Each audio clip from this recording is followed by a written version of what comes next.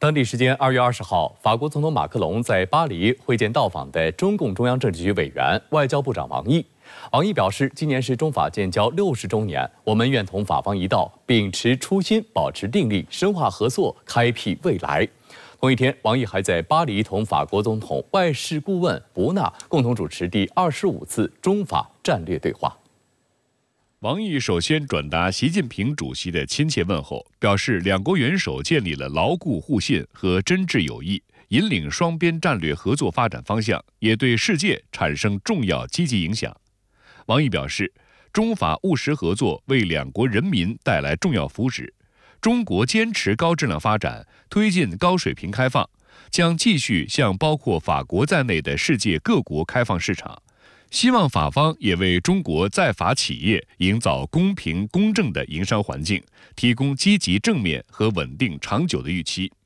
马克龙请王毅转达对习近平主席的诚挚问候，愉快忆及去年对中国的成功访问，表示期待同中方共同筹备好今年的高层往来，进一步建设持久紧密的法中关系。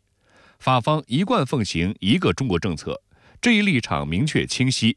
面对全球挑战，法国坚持战略自主，愿同中方加强战略协作，共同维护和平稳定。王毅表示，中方赞赏法方坚持独立自主，希望法方继续为中欧关系健康稳定发展发挥建设性作用，增进相互信任，促进利益融合，共同做当今世界的稳定性力量。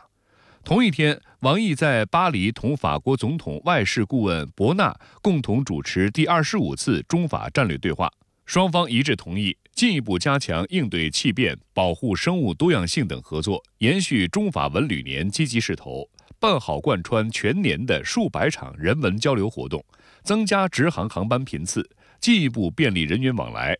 双方还就事关和平安全的广泛议题进行了深入沟通，一致认为多极化对和平稳定不可或缺，将继续加强战略协作。深圳卫视注意到，本次王毅赴欧洲访问期间，与法方的交流从慕安会期间就已经开始。2月17号，王毅应约在慕尼黑会见法国外长塞茹尔内。王毅透露，中方愿同法方保持高层往来，筹备好战略、经济财经、人文交流3大高级别对话新一次会议，加强议会交往。中方支持法方办好巴黎奥运会，欢迎法方继续用好从法国农场到中国餐桌机制等。分析指出，两国外长春节期间的这次会面，再次对国际社会展示了中法合作面十分广泛。外界还注意到，塞茹尔内对中方承诺，法方重申坚持一个中国政策，将继续坚持战略自主，反对脱钩断链，显示两国将继续在彼此核心利益上互相支持。法国是多个欧洲机制的核心之一，在欧盟、北约等机构中具有举足轻重的地位。同时，法国也是第一个同新中国正式建交的西方大国，也是西方大国中率先同中国建立全面伙伴关系和全面战略伙伴关系的国家。中法同为联合国安理会常任理事国和独立自主大国，这让两国在许多重大国际问题上有较大共鸣。马克龙就曾不止一次强调，法中关系意义远远超越双边范畴。有美国媒体评论，王毅这次访问法国的时间点十分关键。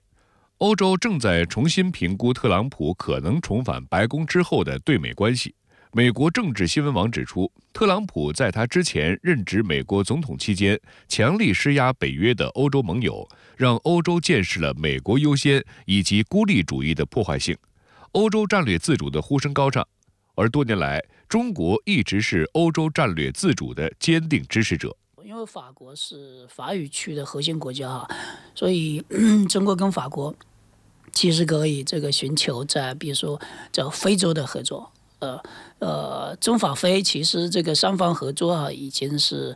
谈了很多年，但一直没有找到好的机会落实下去。所以以后中法关系如果在这方面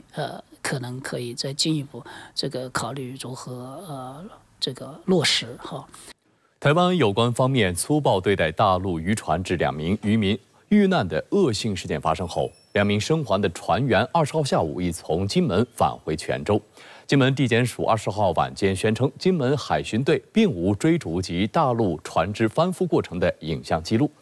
台湾海巡部门同日晚间回应，辩称因这艘大陆船只蛇行行驶并拒检逃逸，负责搜证的海巡人员在高速追逐状况下需专注维持平衡，未能及时拿取搜证器材进行搜证。台当局的这番辩词引发舆论的质疑，有网友表示，真是自欺欺人。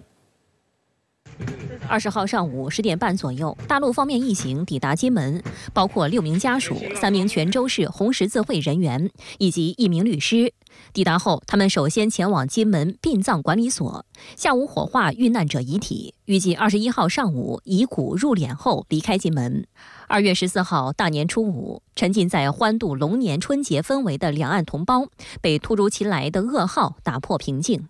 当天下午，福建一艘渔船在金门海域作业，被台海巡部门以所谓越界捕鱼为由追逐，最终导致渔船翻覆，船上4人全部落海，其中来姓和余姓2名渔民身亡。他们的家属听闻噩耗，原本计划即刻赴金门处理后事，但由于台湾方面的不发声、不作为，导致行程一改再改，让家属非常不满。拖延将近1周，台海巡部门才迟迟派出专人来安排遇难者家属赴金门。我们今天就是完全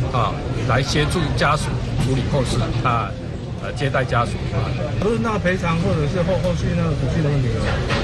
谢谢大家。从台媒的镜头中可以看到，这次抵达金门的遇难者家属头戴白布，神情凝重，全程没有接受台媒的采访。不过，他们在见到生还船员后，马上靠近并进行询问，想要得知事发时的真相。随后，面对镜头，2名生还者挥挥手，准备随团返回大陆。作为泉州晋江红十字会高级顾问，泉州台港澳办副主任李朝辉此次担任家属团团长。他表示，此行除接回生还者以及处理遇难者善后事宜外，还会了解事情真相。这一恶性事件引起大陆各方的强烈愤慨，严重伤害了两岸同胞的感情。我们此行来金门就是要了解事实真相。我们要求台湾有关方面认真对待家属的正当关切，配合处理善后事宜，避免进一步对家属造成伤害。深圳卫视注意到，在两岸关系因渔船事件而变得越发敏感之际，红十字会在妥善处理事件的过程中发挥了不可或缺的重要作用。事发后，中国国民党籍民代罗志强曾在社交媒体上建议，两岸官方沟通管道不畅、海基会功能尽失的情况下，不妨考虑红十字会这条管道来解决问题、化解冲突。自上世纪70年代起，红十字会就扮演两岸民间交流的重要角色。两岸红十字会从2007年开始合作海上急难救援。两岸的红十字会呢，曾在金门地区就相关事宜进行过磋商，并签署了金门协议。可以说，在两岸关系持续紧张的背景下，派遣红十字会参与事件的善后处理呢，是双方都可以接受的选项。令人心寒的是台当局和民进党政客的态度。渔船事件发生后，台湾方面陆委会沉默了整整1天，之后发生辩解，不仅将大陆渔船翻覆的责任全数甩走，还嘴硬声称台方执法过程并无不当。台海洋事务主管机构负责人管碧玲还不断信口雌黄、胡搅蛮缠，炒作所谓越界问题，声称大陆渔船穿越限制水域进入禁止水域，台方行为没有恶性。对此，国台办发言人朱凤莲17号曾强调，两岸渔民自古以来在下金海域传统渔场作业，根本不存在所谓禁止、限制水域一说。岛内舆论则不断敦促台当局尽快公布调查结果，并质疑明明有执法录像，为何不对外公开？这是否意味着海巡部门的确在刻意追捕大陆渔船？你又说他有蛇行逃避这个事实上如果有录像带，一目了然嘛。事实上这个时间拖下去对台湾是不利的。那么如果有画面，那为什么不公开，去证明确实是没有任何的碰撞或者恶意追捕，就可以平息大陆民怨沸腾啊？大陆渔船翻覆事件导致夏津海域局势陡然升温之际，海警局新闻发言人甘宇18号表示，福建海警局将加强海上执法力量，在夏津海域开展常态化执法巡查行动，进一步维护有关海域作业秩序，维护渔民生命财产安全。19号下午4点左右，福建海警对行经金门县大二胆海域五通水道附近的台湾金门兰初日号游艇进行临时登船检查。台湾联合新闻网等多家台媒报道称，当时游艇上约20余名游客在座位上休息，结果看到身穿红背心人士上船，纷纷转头了解情况，结果发现是大陆海警船拦停并登船检查，前后约半小时。船上台湾领队表示，临检没有惊扰到游客。另有旅客提到，登船临检的大陆海警多数时间与船务人员交谈，与旅客没有太多接触，也没有为难乘客。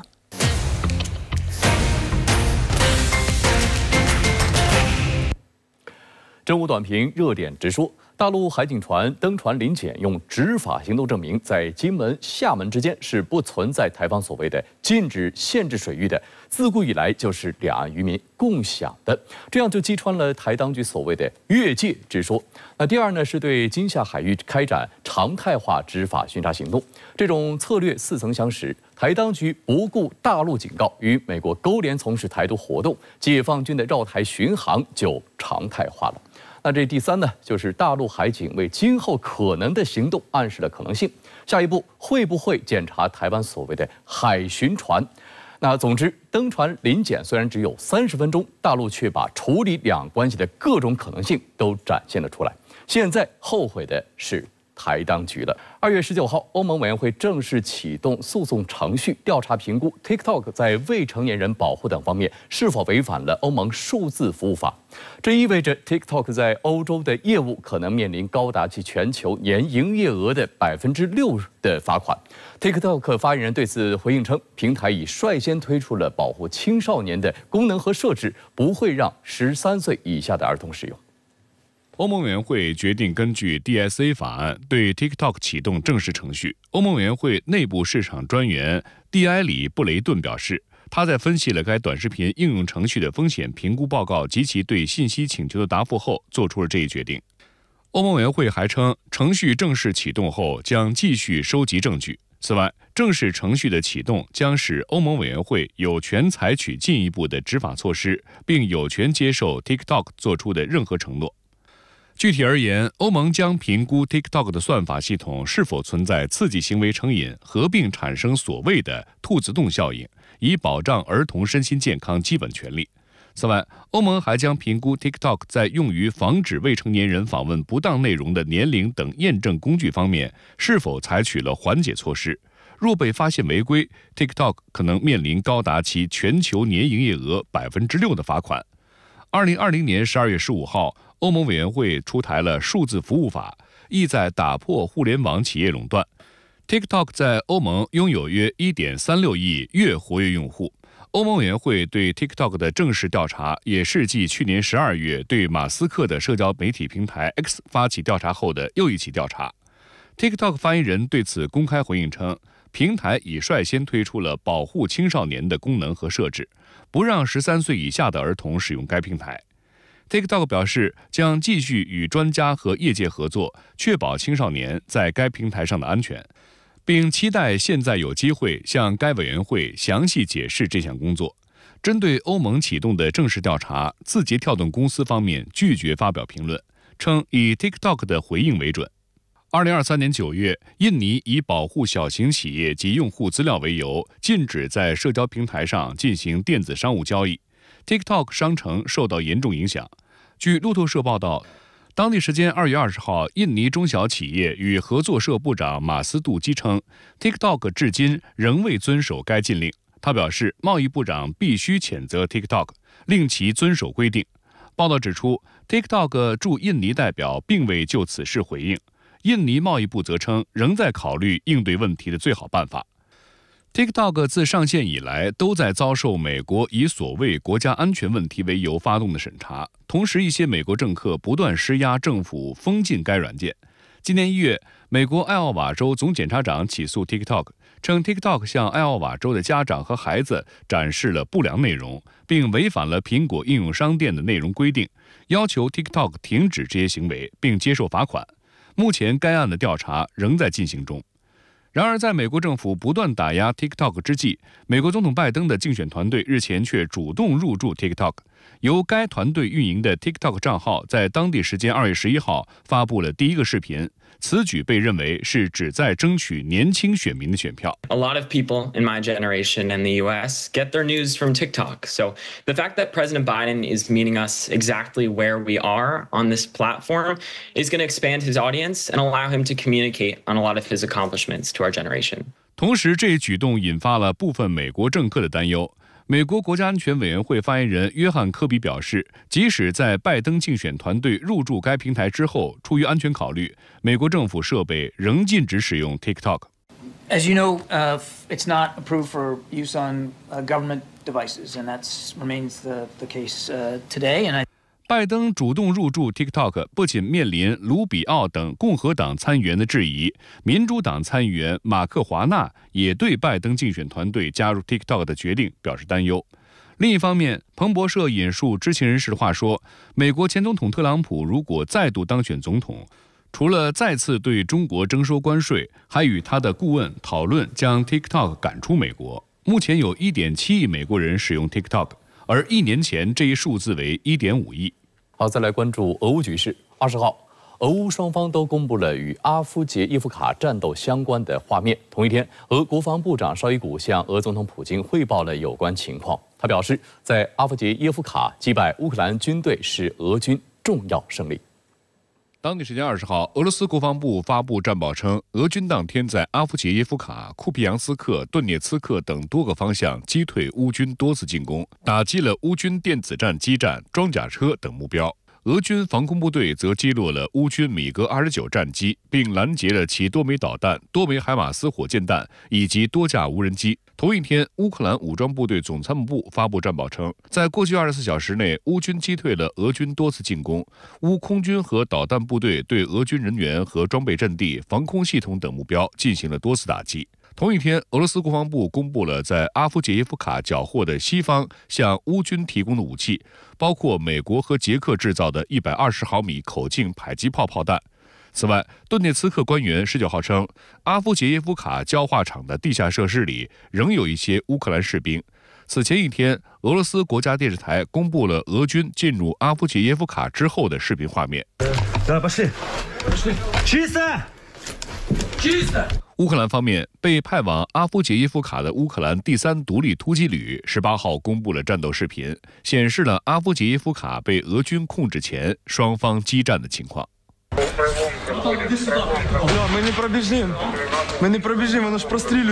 乌方承认，阿夫杰耶夫卡大撤退是重大挫折。为鼓舞士气，乌克兰总统泽连斯基从德国慕尼黑返回国内后，于19号视察了前线库皮扬斯克的一个指挥所。库皮扬斯克靠近乌克兰重镇哈尔科夫，俄军自去年秋季以来加强对此地的攻势。泽连斯基在指挥所承认，乌克兰的军队处境极其艰难，因为美国及北约对他们的援助已经断档，乌克兰缺少火炮、防空系统和远程打击武器。Зараз надзвичайно важка ситуація на кількох частинах фронту, саме там, де російські війська. 俄罗斯国防部长绍伊古20号在克里姆林宫向俄罗斯总统普京汇报了阿夫杰耶夫卡战斗的相关情况。绍伊古称，乌军耗时多年，在阿夫杰耶夫卡防区内建设了错综复杂的地下通道和混凝土设施，俄军因此向当地调集了大量武器装备。Последние сутки перед покиданием противника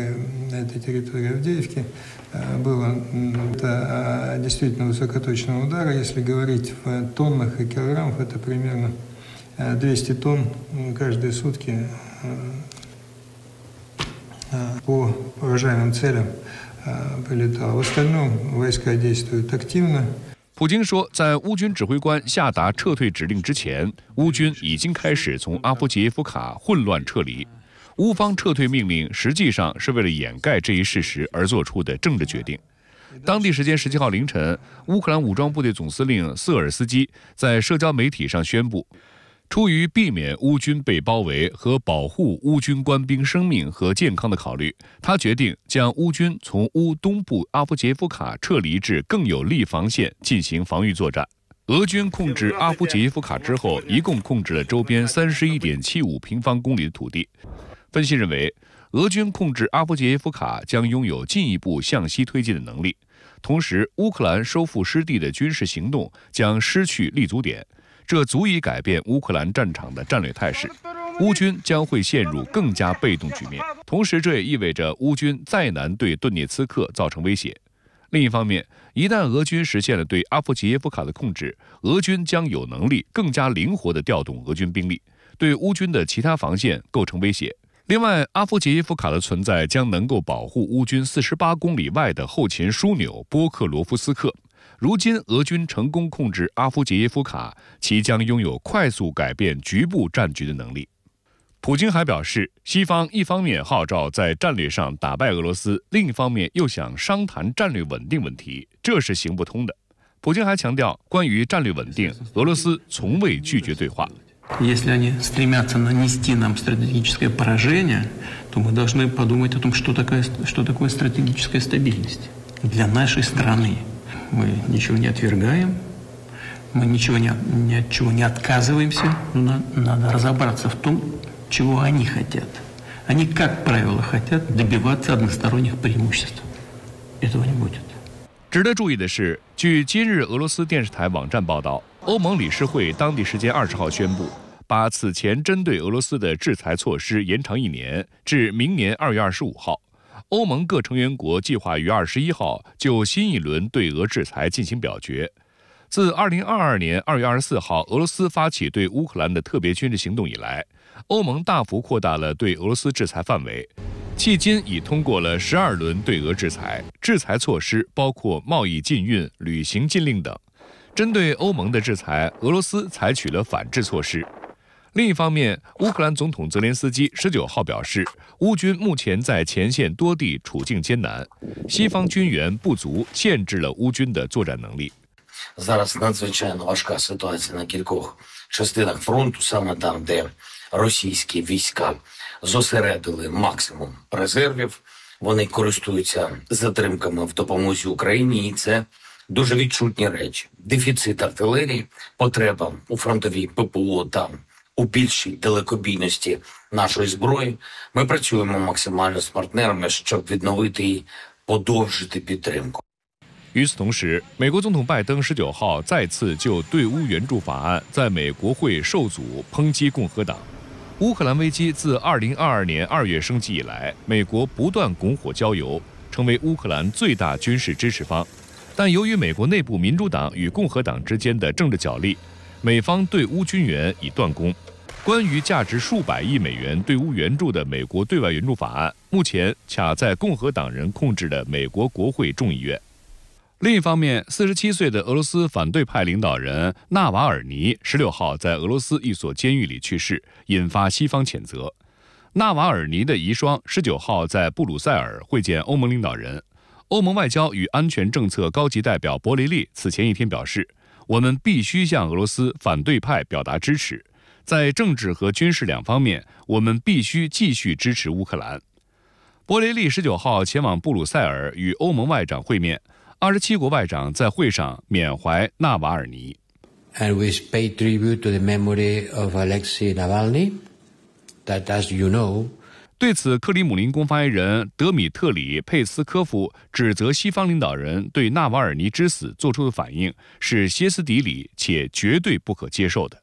克里姆林宫发言人佩斯科夫19号透露，针对纳瓦尔尼死亡的调查还在进行中，并且是根据俄罗斯法律进行的，但目前还没有结论。同一天，俄罗斯驻联合国大使聂边贾对媒体表示，因为法医调查尚未结束，所以纳瓦尔尼的遗体还没能交给其亲属。The exact cause of the death was not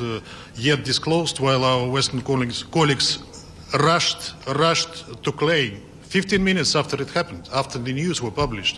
that this was the responsibility of the Putin's regime, etc., etc. I would like to appeal to these self-proclaimed fighters for freedom of speech. Where were you when the Kiev regime imprisoned your own citizen, I mean the US citizen, independent journalist Gonzalo Lira on far-fetched charges, who then was tortured and didn't receive proper medical care until his death in the Ukrainian prison? 据路透社19号报道，美国向联合国安理会提交了一份决议草案，内容包括反对以色列大规模进攻拉法和尽快在加沙实施临时停火等。但另一方面，当地时间20号，联合国安理会就阿尔及利亚提出的呼吁加沙地带停火的决议草案进行表决，草案遭到美国一票否决，多国对决议草案无法通过表示遗憾。阿尔及利亚提出的决议草案要求立即实行人道主义停火，并要求巴以冲突双方立即无条件释放所有人质，确保人道主义援助进入加沙地带。在投票中，13国投了赞成票，英国弃权，美国投了否决票。此前，美国就曾多次否决安理会有关加沙地带停火的决议草案。And that is why you've heard me say over and over again, any action this council takes right now should help, not hinder these sensitive and ongoing negotiations. And we believe that the resolution on the table right now would, in fact, negatively impact those negotiations. 多国对决议草案无法通过表示遗憾。中国常驻联合国代表张军表示，当年表决结果清楚说明，在加沙停火止战问题上，不是安理会没有压倒性共识，而是美国行使否决权，扼杀了安理会的共识。美国声称安理会决议会干扰正在开展的外交努力，这种说法是完全站不住脚的。当前形势下，在立即停火问题上仍然消极回避，无异于为继续杀戮大开绿灯。俄罗斯常驻联合国代表称，这是联合国历史上又一个黑色的一页。Стали свидетелями очередной черной страницы в истории Совета Безопасности ООН. Ее вновь написала делегация Соединенных Штатов, которая преследует всю ту же цель – покрывать своего ближайшего ближневосточного союзника. 巴勒斯坦常驻联合国观察员里亚德·曼苏尔表示，美国这一决定是鲁莽和危险的，以色列不应受到否决权的保护。It is not Israel that should be protected by the veto. It is Palestinian children, women and men who must be protected by this council acting now. 据了解，自去年10月7号本轮巴以大规模冲突爆发以来，美国方面已先后多次行使否决权，阻挠国际社会在加沙地带实现人道主义停火的努力。美国称，这份决议草案可能妨碍以色列与哈马斯关于被扣押人员的谈判，因此否决这份草案。Demanding an immediate, unconditional ceasefire without an agreement requiring Hamas to release the hostages will not bring about a durable peace.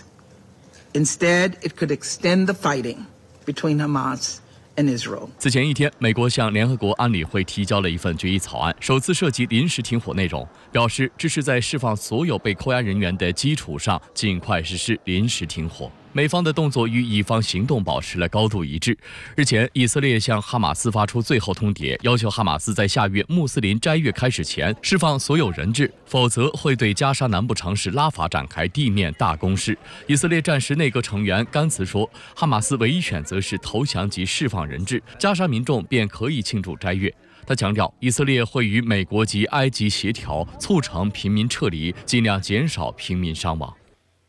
The world must know, and Hamas leaders must know, if by Ramadan hostages are not home, the fighting will continue everywhere to include Rafah area. 今年的斋月将于3月10号开始。据法新社报道，目前仍有134名以色列人质被关押在加沙地带。据了解，拉法是国际人道主义援助的主要入境点，也是哈马斯在加沙地带控制的最后堡垒。由于大量巴勒斯坦平民自加沙地带其他地区逃至拉法躲避战火，目前约有150万人在拉法避难。على العالم منع اجتياح رفح. رفح الآن وعاء قابل للانفجار. واجتياح رفح يعني سقوط آلاف الشهداء. يجب منع إسرائيل من هذا العدوان والسماح للمواطنين بالعودة إلى بيوتهم في شمال ووسط قطاع غزة。巴勒斯坦外交部长在国际法庭的听证会上指责以色列在进行种族灭绝的行动。19号，联合国国际法院在海牙就以色列占领巴勒斯坦领土问题开始举行为期6天的听证会。The genocide underway in Gaza is a result of decades of impunity and inaction.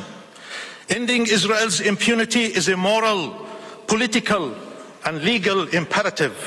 听证会期间，有50多个国家以及阿拉伯国家联盟、伊斯兰合作组织和非洲联盟等国际组织代表发言。南非驻荷兰大使也谴责以色列的行径。We must ask,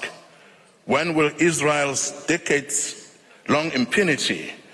for widespread and systematic human rights violations and violations of peremptory norms of international law end? 此外，巴西政府当地时间19号宣布，巴西驻以色列大使弗雷德里科·梅耶尔将返回巴西，以回应当天早些时候以色列外长卡茨称巴西总统卢拉在以色列不受欢迎一事。以色列外交部长卡茨19号表示，他当天召见了巴西驻以色列大使，并宣布卢拉在以色列被视为不受欢迎的人。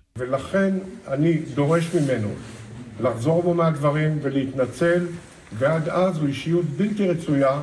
במדינת ישראל, מדינתו של העם היהודי. 巴西总统卢拉在出席非盟峰会时，指责以色列在加沙地带实施种族灭绝。以色列总理内塔尼亚胡随即发表声明称，卢拉的言论越过红线。巴以冲突对涉事两国造成严重破坏，以色列经济出现严重衰退。据以色列2月19号公布的初步数据显示，2023年第4季度国内生产总值萎缩19.4%。高盛集团在报告中表示，这一数据凸显以色列经济遭到重创，特别是私营企业活动方面。冲突对巴勒斯坦人的冲击更大，加剧加沙人道主义危机。国际货币基金组织表示，加沙地带第4季度的经济活动几乎完全崩溃，预计加沙和约旦河西岸2023年的 GDP 将下降6%。